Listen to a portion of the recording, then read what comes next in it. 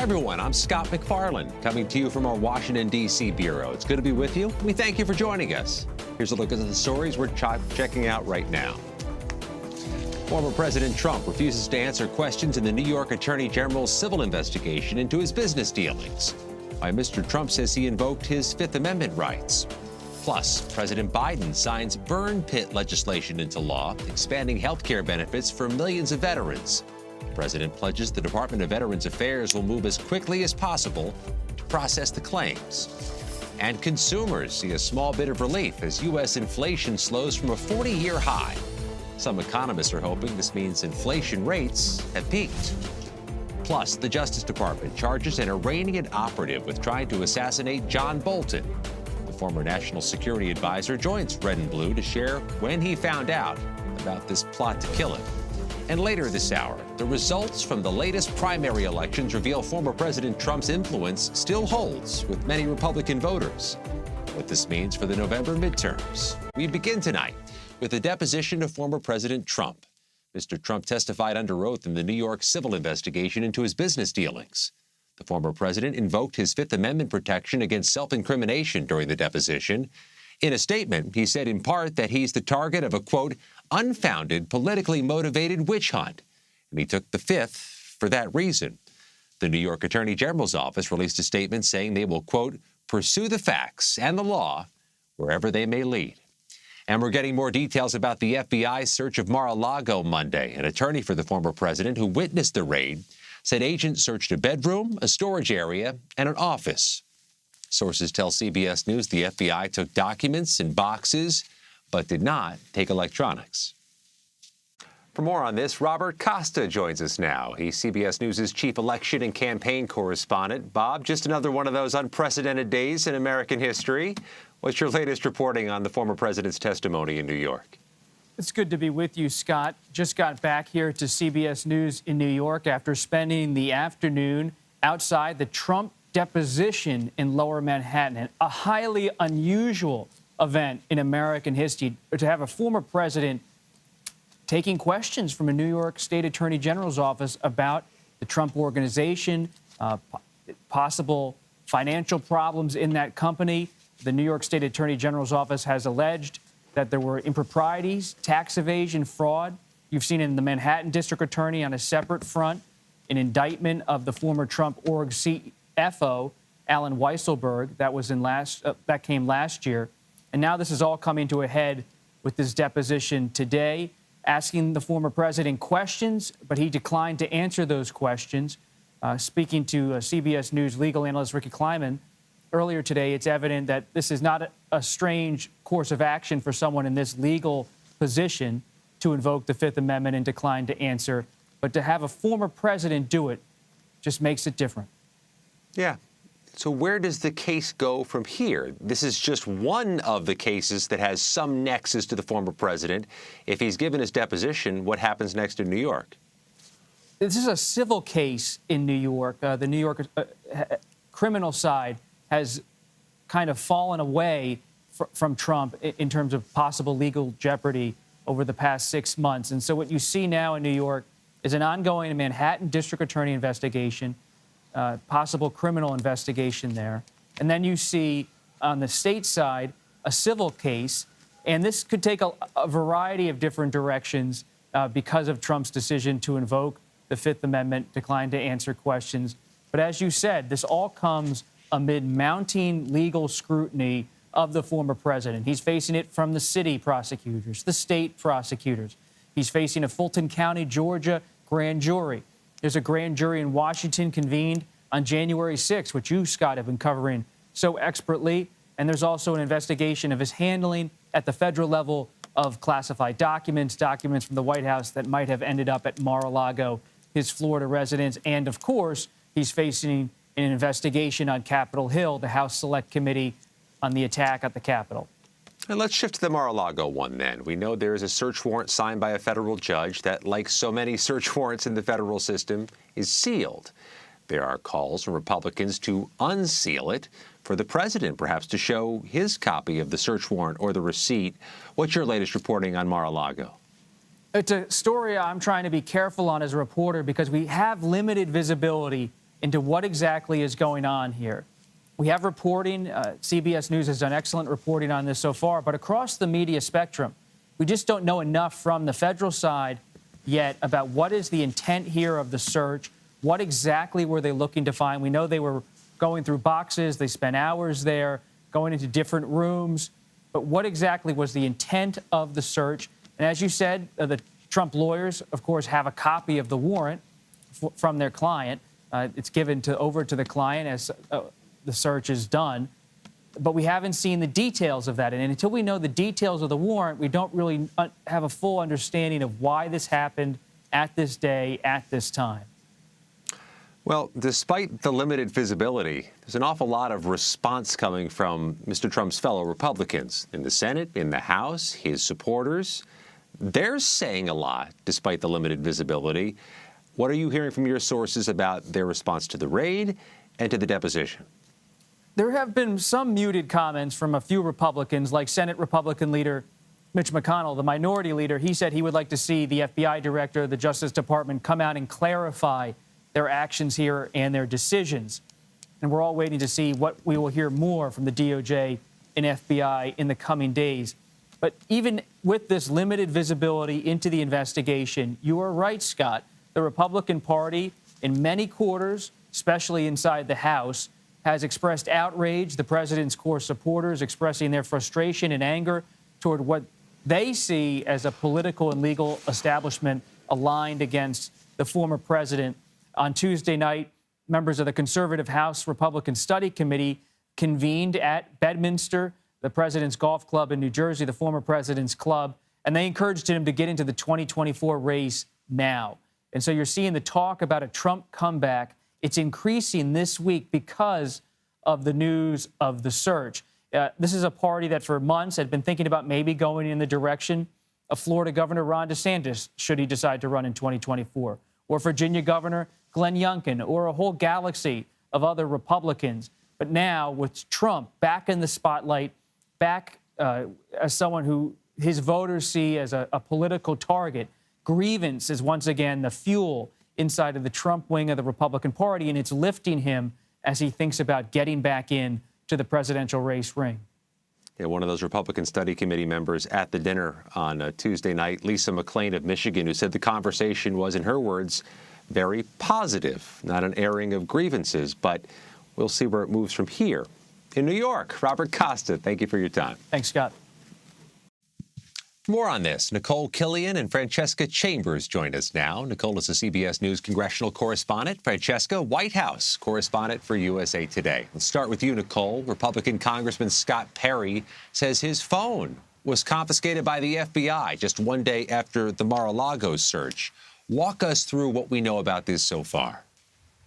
Yeah, well, according to the congressman, he says that 3 agents visited him yesterday and seized his cell phone, clearly very angered by these actions, saying that he was outraged but not surprised, and also criticized the attorney general and the Justice Department for, in his view, what he saw as aggressive actions. What is unclear is the rationale behind this. You know, was this just coincidence that this happened a day after this search at the former president's Florida residence? Is there any connection between those two things? We simply, at this stage of the game, don't know. But in terms of Scott Perry, certainly he has been someone who has been the subject of interest, if you will, particularly from the House Select Committee investigating the January 6th attack. As you very well know, Scott, Congressman Perry, according to the committee, appeared to be quite involved potentially in this scheme and this plotting to try to potentially overturn the election. He, for instance, was one of the ones who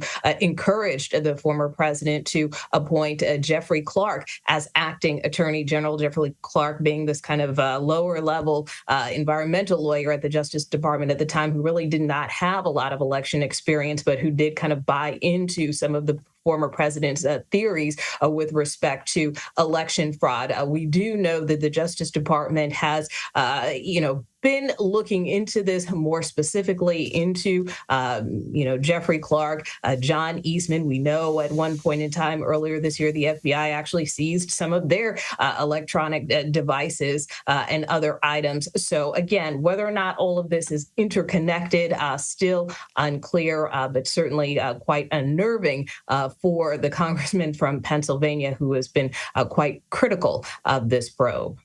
Let's shift to the White House. Francesca, those new inflation numbers out today show prices up 8.5% in July compared to last summer. That's down from the 4-decade high we saw in June. The White House likely has a lot to say about this. How is the White House reacting to those numbers? Well, President Biden has said this month that there was zero inflation, but he's been hit today by Republicans for that being a misleading number because while prices did ease, they were, as you just said, still 8.5% higher than they had been a year ago. The White House still not willing to say, though, that they think that the inflation has peaked in the United States.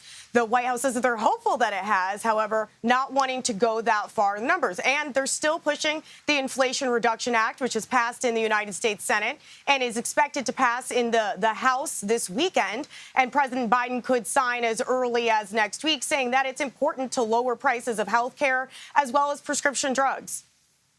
Huge, if not the primary domestic issue right now for the president, for these candidates, is inflation. Let's talk about an international issue, though, Nicole. House Speaker Nancy Pelosi back from Taiwan, speaking today about her trip to Taiwan.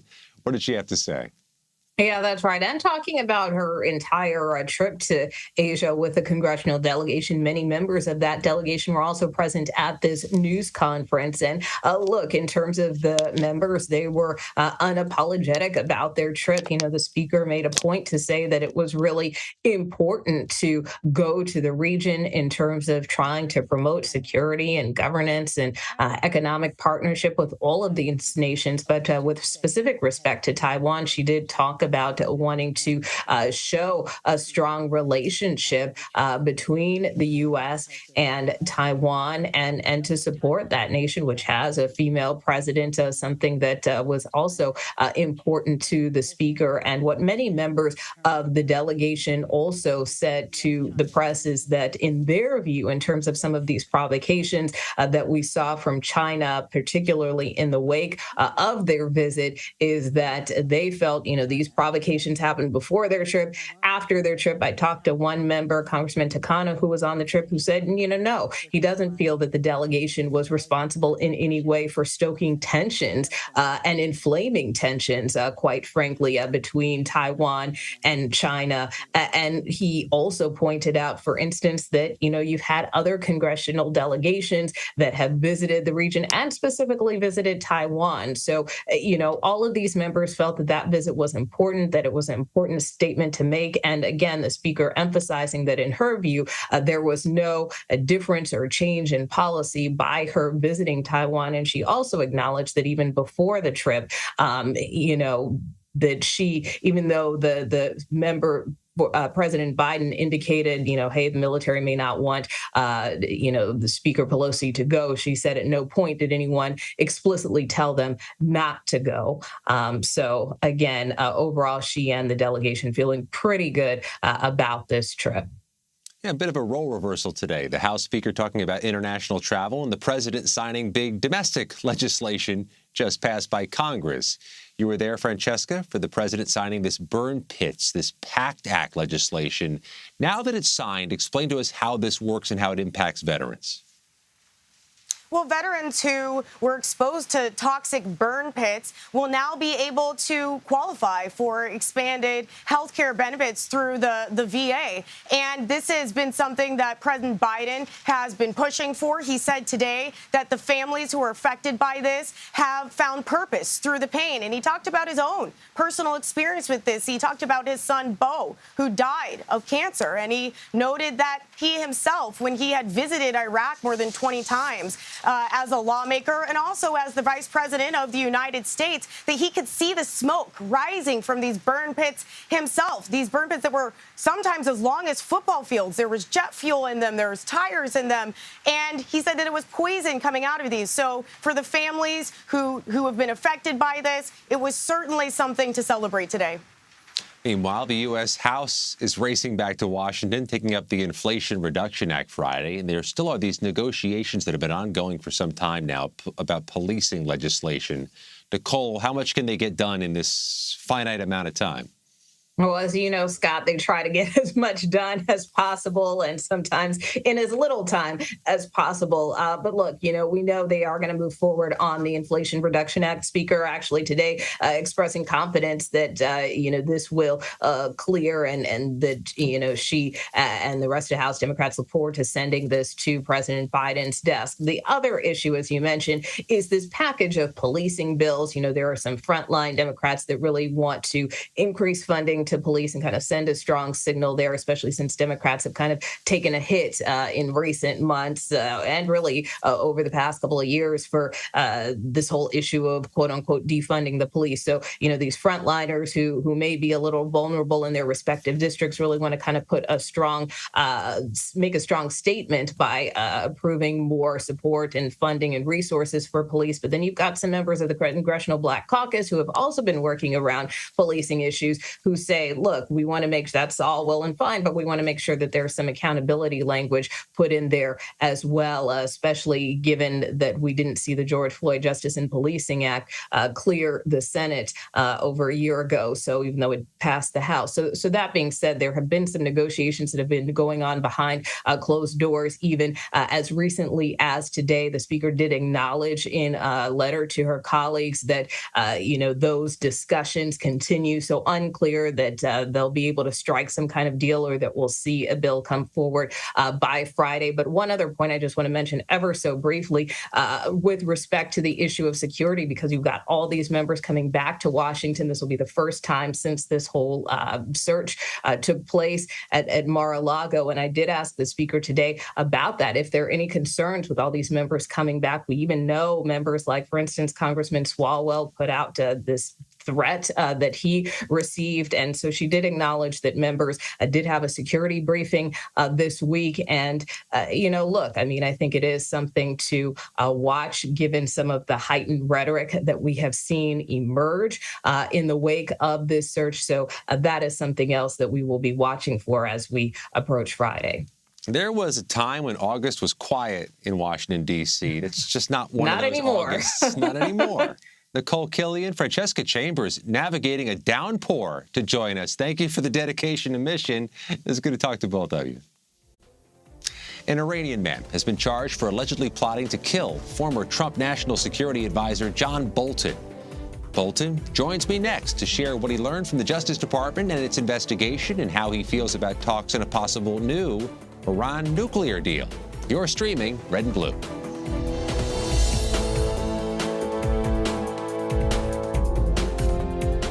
CBS News Sunday Morning with Jane Pauley on CBS.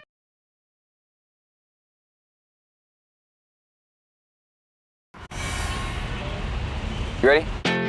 A generation of kids opens up on CBS Reports. I just want to be like a regular kid. Their world, their struggles, their voices. What if I was white?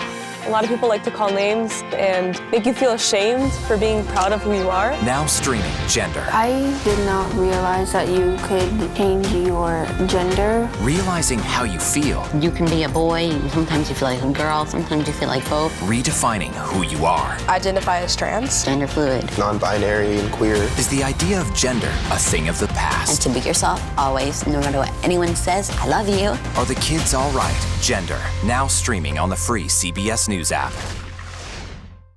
I'm Norah O'Donnell in our nation's capital. We're here at the White House with the President of the United States. Thanks for having me. I appreciate it. You've never done an interview like this before. That's correct. Tonight, a congressional investigation sparked by reporting from CBS News. What's your message to consumers? They need help now. Tell him I feel it. The CBS Evening News with Norah O'Donnell from Washington, D.C. on CBS and streaming on Paramount+. We will witness yet another moment in history. Want to go someplace new? Yeah, you do. See something new. Learn something new. Meet someone new.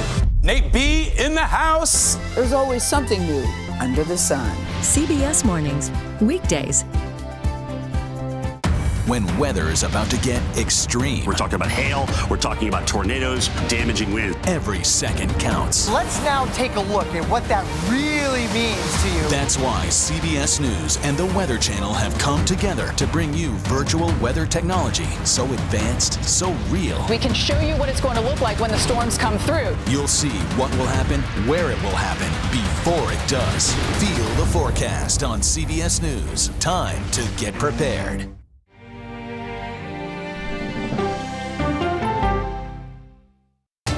People from every corner of America facing challenges. Everyone is just looking for some type of connection. Just raise your hand and say, hey, I'd like to help. Coming together to find solutions. We are going to do something about it. Their stories are our stories. Welcome to Eye on America. Stream now on the free CBS News app.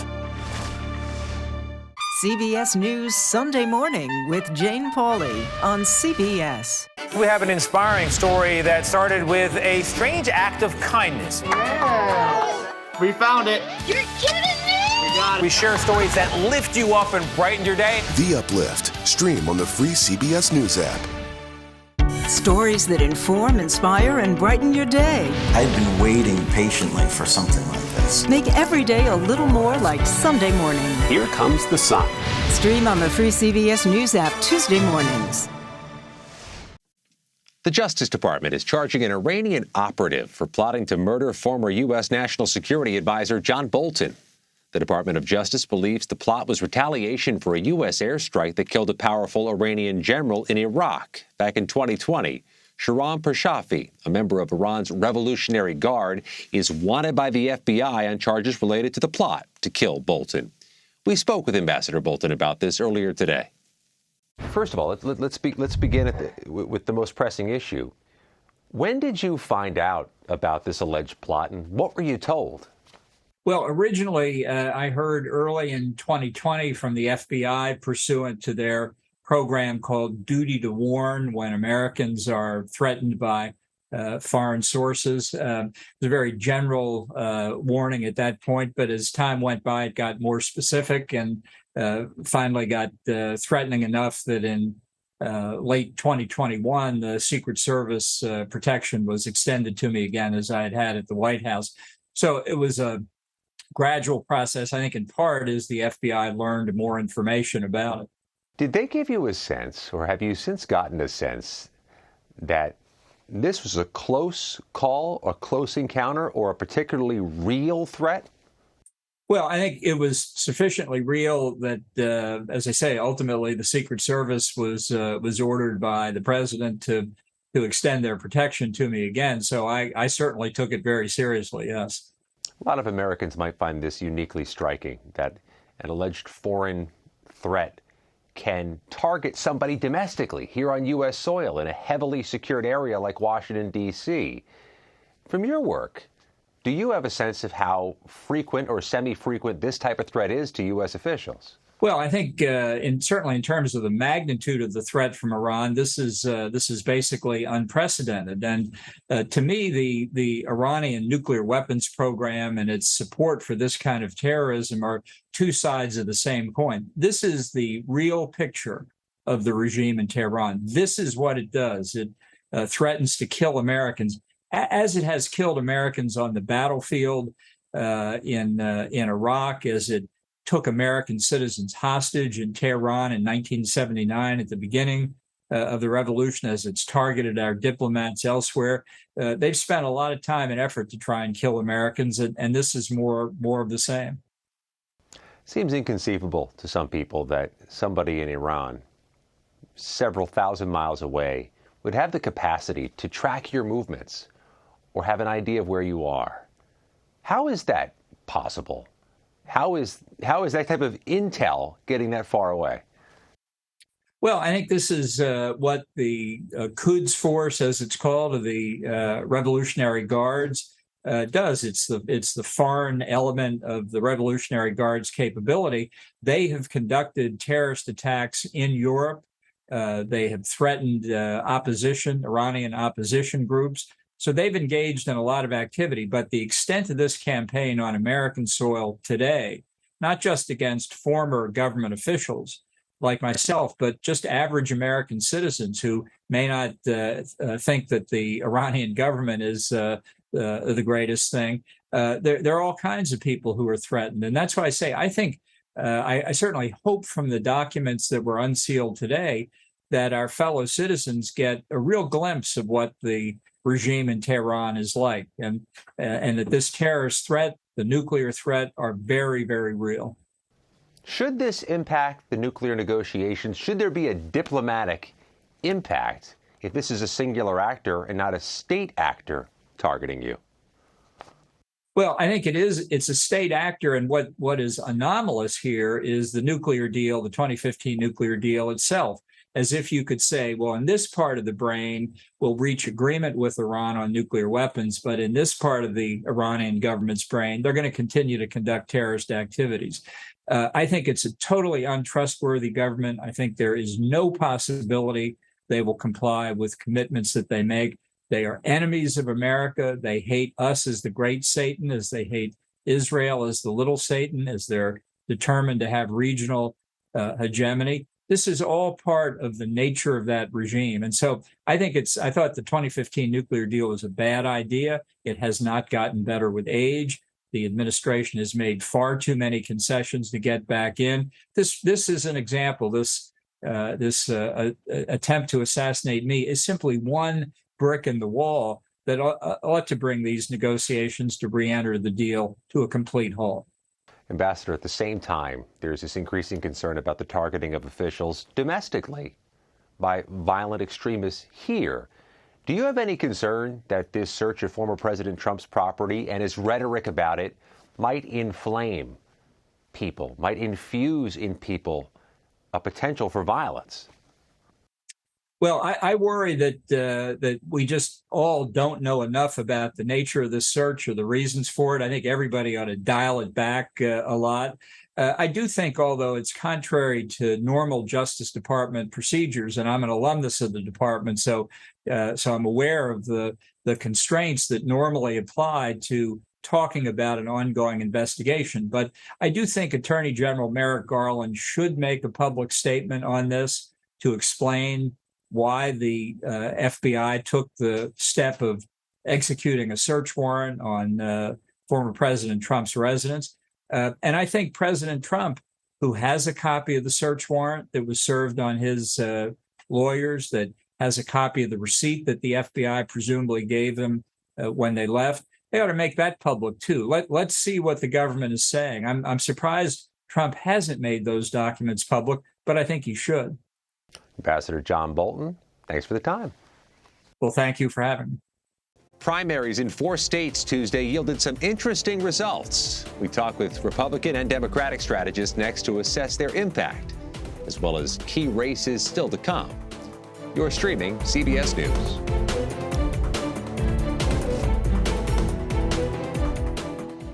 CBS News Sunday Morning with Jane Pauley on CBS.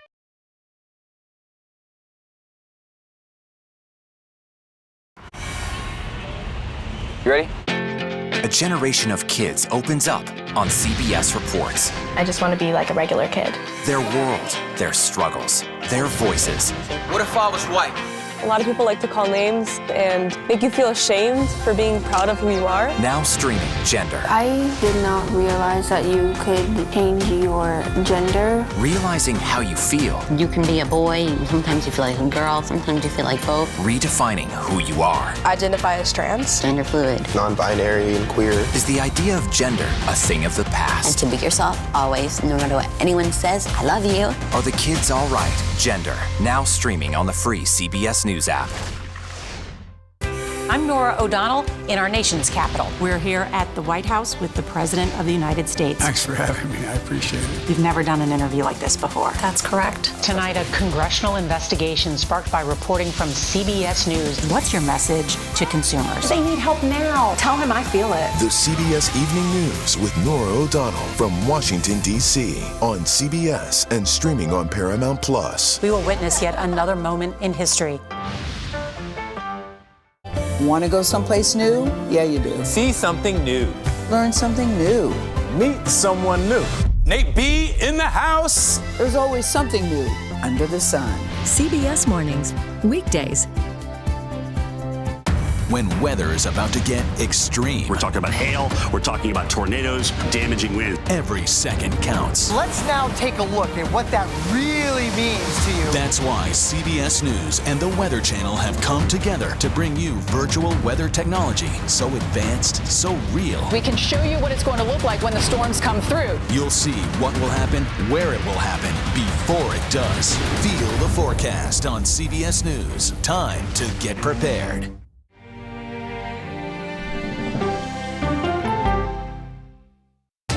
People from every corner of America facing challenges. Everyone is just looking for some type of connection. Just raise your hand and say, hey, I'd like to help. Coming together to find solutions. We are going to do something about it. Their stories are our stories. Welcome to Eye on America. Stream now on the free CBS News app.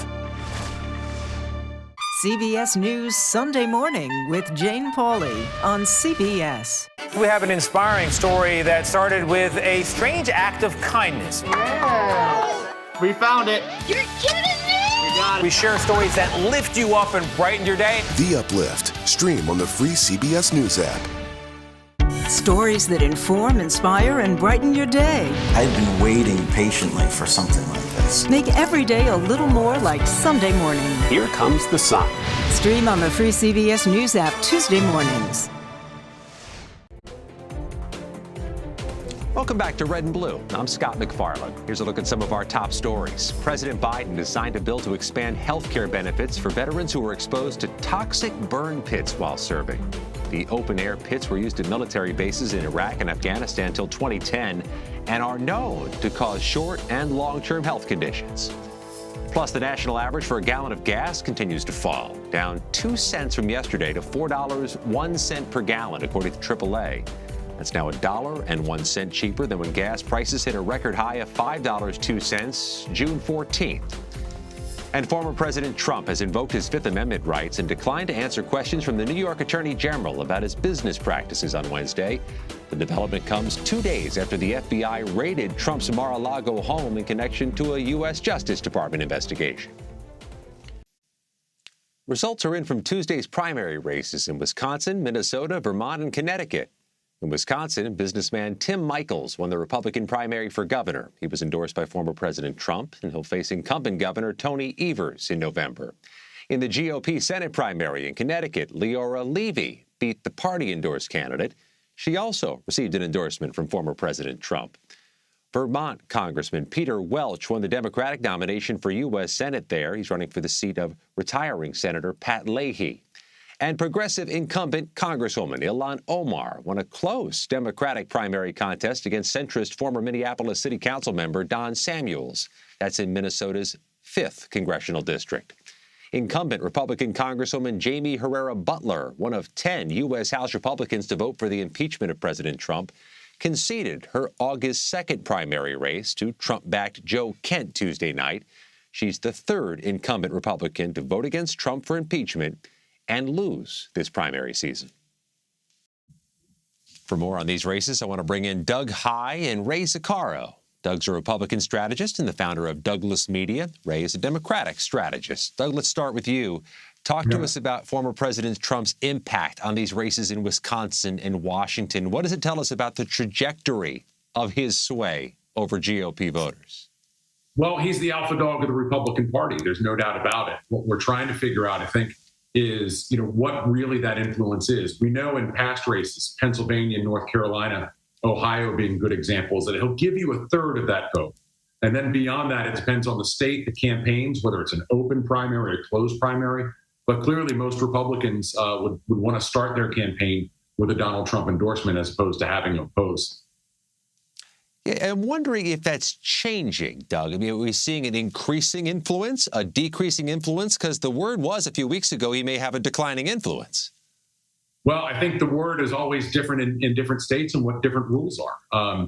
Again, in a lot of states, he gives you a third. He had candidates who won with 31% of the vote. He's had candidates who've lost with 31% of the vote. So I think this is an ongoing process, and we won't really know what that is until, we've really gone through all of these primaries. Let me shift to you, Ray. What were your big takeaways from Tuesday in those primaries, and what do they signal ahead of November?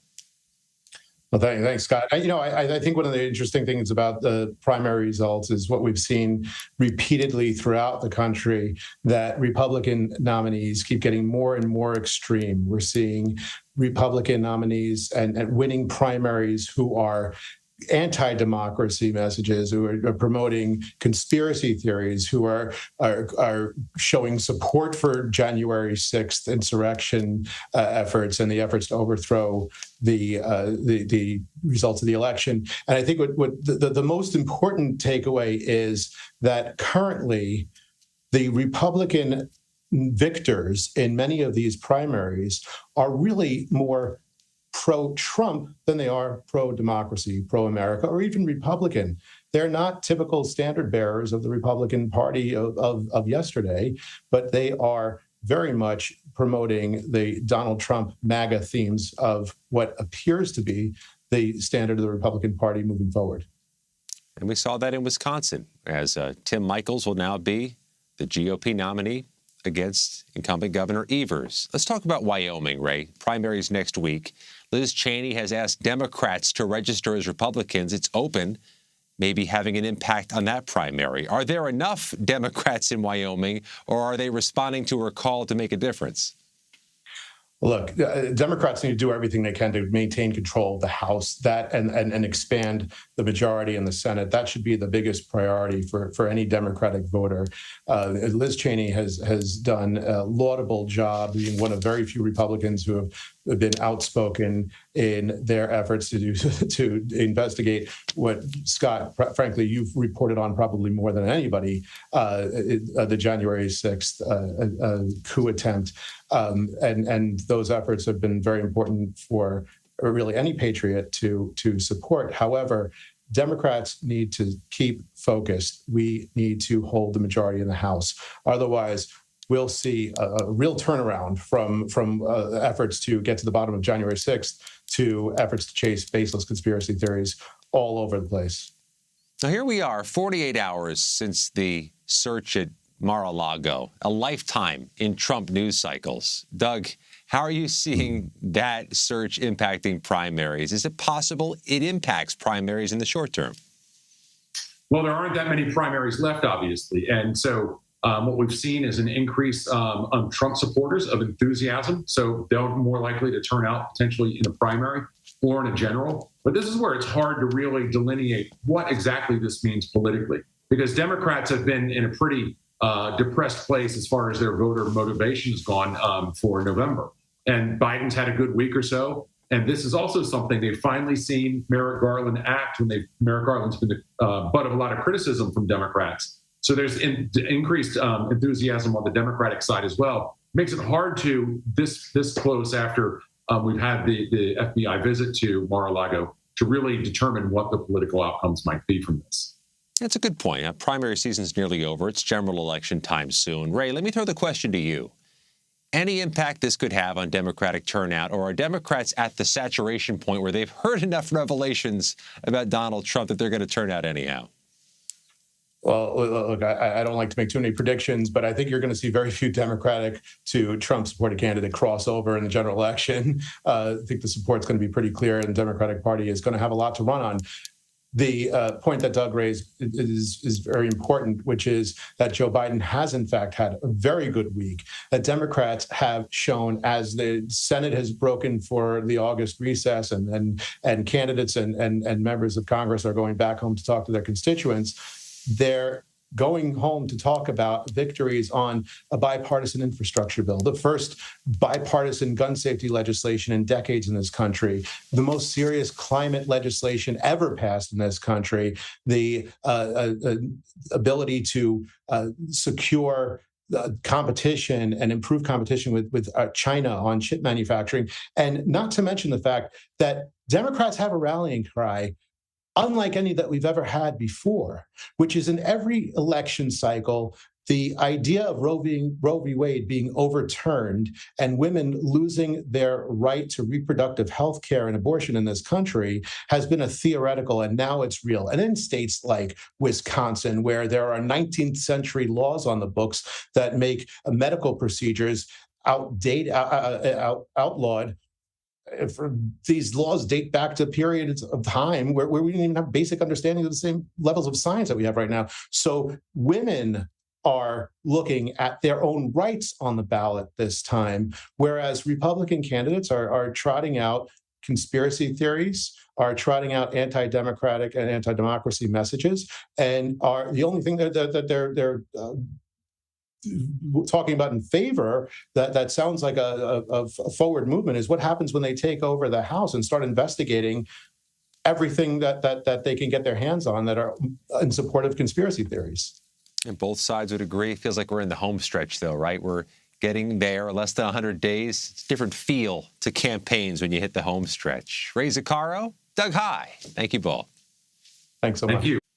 Indiana Governor Eric Holcomb has scheduled a special election to fill the seat of late Congresswoman Jackie Walorski, who died in a car crash last week. The special election will be held November 8th, the same day as the general election. The elected candidate will serve for the remainder of Walorski's term, which ends January 2023. Parties must file their nominees with Indiana's State Election Department by August 26th.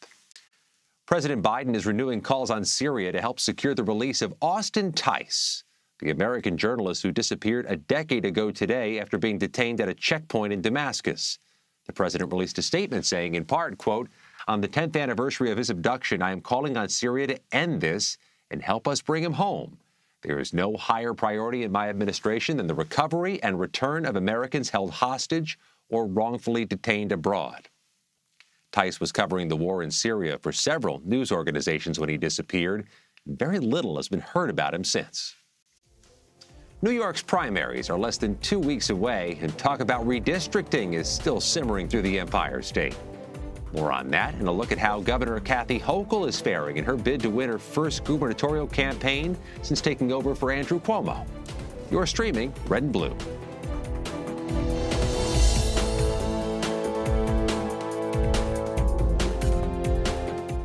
CBS News Sunday Morning with Jane Pauley on CBS.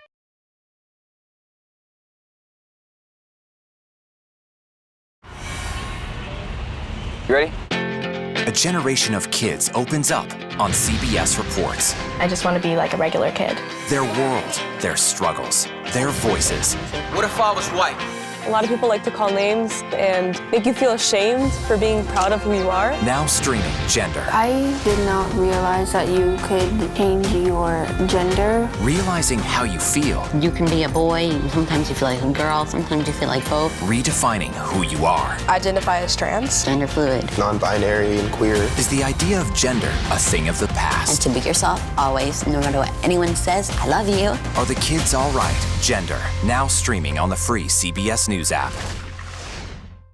I'm Nora O'Donnell in our nation's capital. We're here at the White House with the President of the United States. Thanks for having me. I appreciate it. We've never done an interview like this before. That's correct. Tonight, a congressional investigation sparked by reporting from CBS News. What's your message to consumers? They need help now. Tell him I feel it. The CBS Evening News with Nora O'Donnell from Washington, D.C. on CBS and streaming on Paramount Plus. We will witness yet another moment in history. Want to go someplace new? Yeah, you do. See something new. Learn something new. Meet someone new. Nate B in the house. There's always something new under the sun. CBS Mornings, weekdays. When weather is about to get extreme. We're talking about hail. We're talking about tornadoes, damaging wind. Every second counts. Let's now take a look at what that really means to you. That's why CBS News and the Weather Channel have come together to bring you virtual weather technology so advanced, so real. We can show you what it's going to look like when the storms come through. You'll see what will happen, where it will happen, before it does. Feel the forecast on CBS News. Time to get prepared.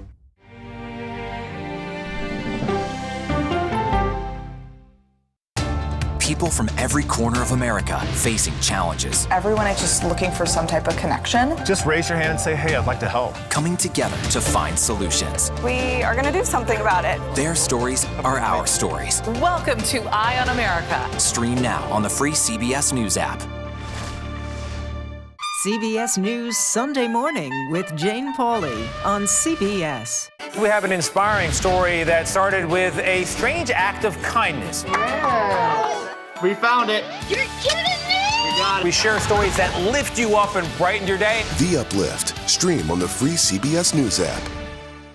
Stories that inform, inspire, and brighten your day. I've been waiting patiently for something like this. Make every day a little more like Sunday morning. Here comes the sun. Stream on the free CBS News app Tuesday mornings.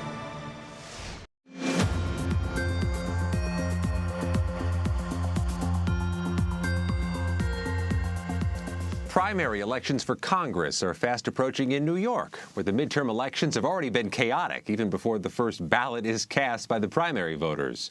A sweeping, contentious, and legally fraught redistricting process redrew the maps in New York and forced some longtime incumbents into battle against each other for nomination. It's also created outcries about gerrymandering, and it's left New York primary voters with several competitive primary races, so many, in fact, the balance of power in the U.S. House could be hanging in the balance in New York, August 23rd. For some local reporting and analysis, we bring in longtime political reporter and anchor Michael Benny of our CBS affiliate WTVH in Central New York. Michael, thanks for the time. First off, how much has this redrawing of these lines shaken the state's politics in the primaries? Scott, it's good to be with you. Thanks for having me. I mean, this whole thing was shaken up. That's the word you use, really, even before these maps came out. Then they were rejected, redrawn. There was court action. At the time, there was a pretty brand new governor, Kathy Hochul, and scrambling by the candidates to know, this was fascinating, if they would even be living in the newly drawn district that they planned to run in. So I think voters are really at a loss. There's diminished interest, likely, because the whole thing was a total mess.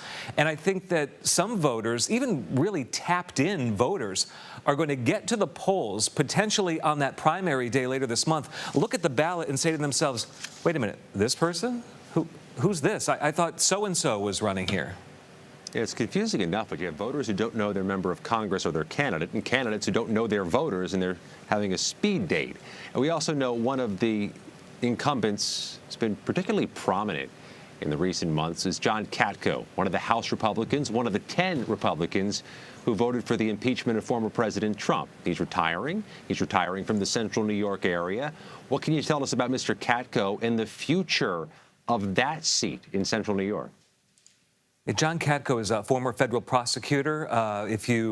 When he ran the first time, I would often say that if you looked up a congressman in the dictionary, he was right there, sort of out of central casting, at least as far as his look and temperament went. He was never what you would consider to be a President Trump guy. In fact, in the first election, he wrote in Nikki Haley's name. He said afterwards, he's been very careful, really, Scott, to not give an inch when it comes to letting on that the impeachment vote hurt him politically, especially with the conservative party here in upstate New York. But January 6th really was just it for him. And he truly felt that former President Trump was responsible for firing those people up and sending the mob to the Capitol to do what they did. But John Catco's about to be part of history here. And so the election really right now is about newcomers. One of 4 of the House Republicans to vote for impeachment and to announce retirement. Other things on the ballot, some big races on the ballot. It's been a year this week since Governor Cuomo resigned in New York. How's the current governor, Kathy Hochul, positioned, and how's she faring in her campaign to hold that seat in November? Well, Governor Kathy Hochul has been on television just about every single day since she ascended to the role of governor. And that's probably been the most important thing she's done, being on local news every single day and night, aside from raising money. Recent polls show that people are still struggling to some degree with the name recognition. She is the governor of New York State, but that still is a concern. And it's certainly the case with her Republican opponent, although she leads him by about 14 points in the latest poll that was out statewide. So that's sort of what Governor Kathy Hochul has going for her, those numbers in her favor for now. What's your latest reporting on that attack on her challenger, Republican Congressman Lee Zeldin? That was striking and caught the nation's attention earlier this summer. Yeah, you know, this, I think, more than anything, really, raised Zeldin's profile, you know, in a terrible and an unfortunate way, but really raised his profile beyond downstate, where he's a member of Congress. This man comes to a rally that the candidate was having outside Rochester, gets up in his personal space. The people in the crowd are wondering what's going on here. And he has some sort of it's been described as a keychain with a sharp point on it, or two sharp points. To me, it certainly looked like it could have cut Congressman Lee Zeldin and injured him. It really was a weapon for all intents and purposes. But this opened up two deep issues, and when one of them opened up much faster than the other, Scott, bail reform first, a big issue in New York State. This man who did this attack, which is on camera, was released with a ticket. And that sent a lot of people into a rage. How could somebody accused of that sort of an attack be released on bail? But supporters of the reforms that we have in New York right now will tell you that bail isn't supposed to punish you right out of the gate. It's really designed to guarantee that you'll return to face the charges against you. If it weren't for a governor's race, I'm not sure that bail reform would be so top of mind, but it is boiling in New York right now. About a dozen days till the primaries in New York. From Onondaga County, New York, Michael Benny, thank you very much. Thanks, Scott. We're going to take a quick break, which means, in the meantime, you have a couple of minutes to download the free CBS News app on all your devices. You can catch live local coverage from across the country from all of our CBS stations. And while you're at it, check out Paramount Plus. We've got a mountain of content for you to stream there as well, including your favorite shows, movies, and sports.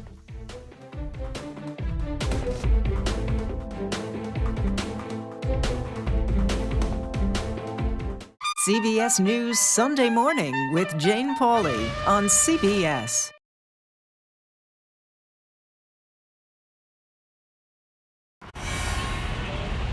You ready? A generation of kids opens up on CBS Reports. I just want to be like a regular kid. Their world, their struggles, their voices. What if I was white? A lot of people like to call names and make you feel ashamed for being proud of who you are. Now streaming Gender. I did not realize that you could change your gender. Realizing how you feel. You can be a boy, sometimes you feel like a girl, sometimes you feel like both. Redefining who you are. Identify as trans. Gender fluid. Non-binary and queer. Is the idea of gender a thing of the past? And to be yourself, always, no matter what anyone says, I love you. Are the kids all right? Gender. Now streaming on the free CBS News app. I'm Nora O'Donnell in our nation's capital. We're here at the White House with the President of the United States. Thanks for having me. I appreciate it. You've never done an interview like this before. That's correct. Tonight, a congressional investigation sparked by reporting from CBS News. What's your message to consumers? They need help now. Tell him I feel it. The CBS Evening News with Nora O'Donnell from Washington, D.C. on CBS and streaming on Paramount Plus. We will witness yet another moment in history. Want to go someplace new? Yeah, you do. See something new.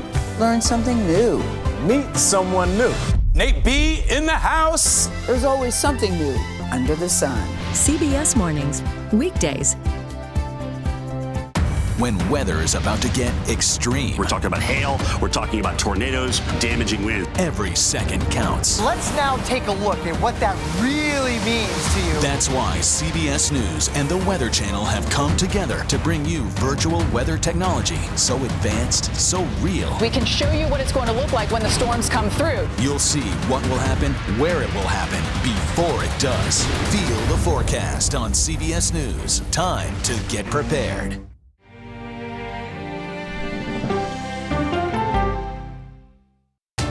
People from every corner of America facing challenges. Everyone is just looking for some type of connection. Just raise your hand and say, hey, I'd like to help. Coming together to find solutions. We are going to do something about it. Their stories are our stories. Welcome to Eye on America. Stream now on the free CBS News app. CBS News Sunday Morning with Jane Pauley on CBS. We have an inspiring story that started with a strange act of kindness. We found it. You're kidding me! We got it. We share stories that lift you up and brighten your day. The Uplift. Stream on the free CBS News app. Stories that inform, inspire, and brighten your day. I've been waiting patiently for something like this. Make every day a little more like Sunday morning. Here comes the sun. Stream on the free CBS News app Tuesday mornings. Nobody Were you afraid for your life at that time? I was really scared. says it. If we can't talk about it and we can't make changes, when can we talk about it? Like Gail. There were a lot of social media rumors that you and Johnny Depp were romantically involved. Gail King. I never think sex on a first date is good. I look ridiculous. You need to give people some depends. Gail King. CBS Mornings. Everything your morning should be. New York City Mayor Eric Adams is once again pushing back against Texas Governor Greg Abbott for sending several buses of migrants to the city. Roughly 68 asylum seekers were bused from the southern border to New York over the weekend, and 3 more buses arrived in the Big Apple Wednesday, carrying 140 people. In response, Mayor Adams threatened to gather New Yorkers and travel to Texas to campaign against Governor Abbott. Meanwhile, a program that sends migrants from the Arizona border to Washington, D.C. has spent roughly $3 million doing so far. Republican Governor Doug Ducey began the program in May in protest of the Biden administration's immigration policies. 37 buses of migrants have been sent from Arizona to the nation's capital, costing roughly $82,000 each. Governor Ducey says the cost is less than it would have been for Arizona to support an influx of asylum seekers themselves. That does it for today. You can stream Red and Blue Monday to Thursday at 6 p.m. Eastern. And a reminder, if you want to watch previous episodes of the program, you can see them anytime on the CBS News website. Just head to cbsnews.com/red and blue.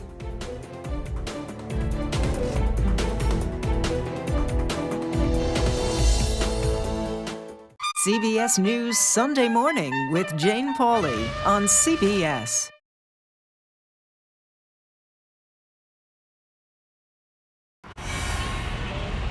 You ready? A generation of kids opens up on CBS Reports. I just want to be like a regular kid. Their world, their struggles, their voices. What if I was white? A lot of people like to call names and make you feel ashamed for being proud of who you are. Now streaming Gender. I did not realize that you could change your gender. Realizing how you feel. You can be a boy, sometimes you feel like a girl, sometimes you feel like both. Redefining who you are. Identify as trans. Gender fluid. Non-binary and queer. Is the idea of gender a thing of the past? And to be yourself, always, no matter what.